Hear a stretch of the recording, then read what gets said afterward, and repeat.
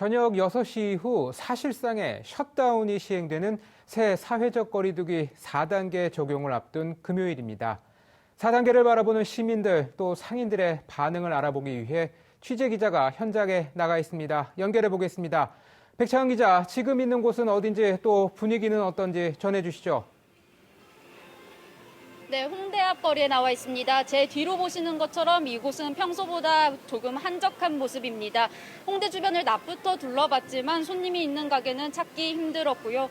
저녁 시간이 되면서 조금씩 사람이 늘긴 했지만 여전히 여느 금요일 밤보단 사람이 적습니다. 다음 주부터 사회적 거리두기가 완화되면서 숨통이 트일 걸로 기대했던 상인들은 망연자실한 모습이었습니다. 주방장도 새로 꽂고 아르바이트생도 새로 구해놨는데 갑자기 또 이렇게 변해버리니까 아주 허심탄회하고 뭐 어떻게 말할 수도 없고 누구한테 하소연할 데도 없는 거죠, 이제. 제가 운영하는 파티룸이 40평짜리 대형 파티룸이거든요. 어떻게 할지 모르겠고 당분간은 저도 정말 뭐 과외 같은 거라도 하든지 아니면은 다른 돈 벌 수 있는 방법을 좀 마련해야지 월세를. 특히 4단계보다 더 센 조치, 모든 유흥시설에 대한 집합금지 명령을 내린 데 대해 불만을 드러냈습니다.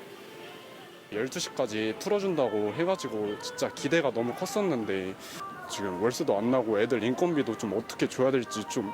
지금도 안 되는데 더 안 될 거 생각하니까 더 답답하고 그래가지고 배달일도 지금 투잡으로 뛰고 있고 알바들도 나오지 말라 하고 지금 현재 일단 그러고 있는 상황입니다.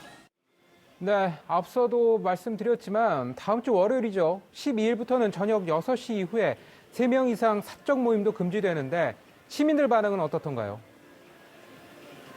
네, 시민들은 대부분 강화된 사적 모임 금지 조치에 긍정적인 반응을 보였습니다.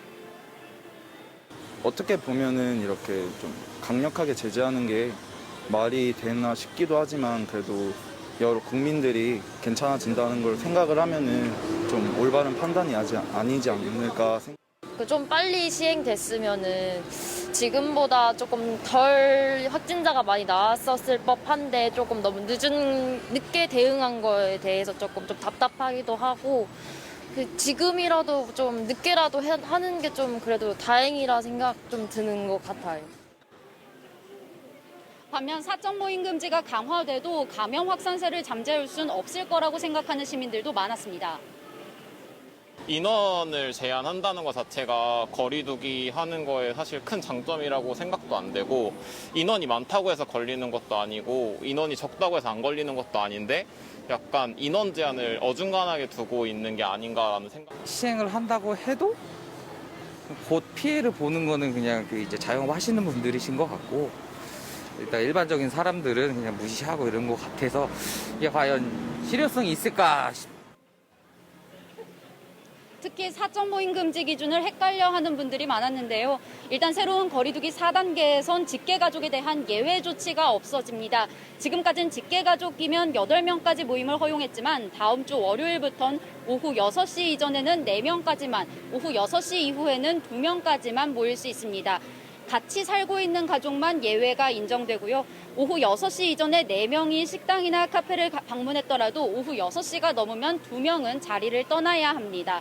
만약 사적 모임 인원 제한을 어기면 과태료 10만 원이 부과됩니다. 시설의 경우 인원 제한 기준을 위반한 사례가 여러 번 발생하면 과태료 300만 원을 내야 합니다. 지금까지 홍대 앞거리에서 TBS 백창은입니다.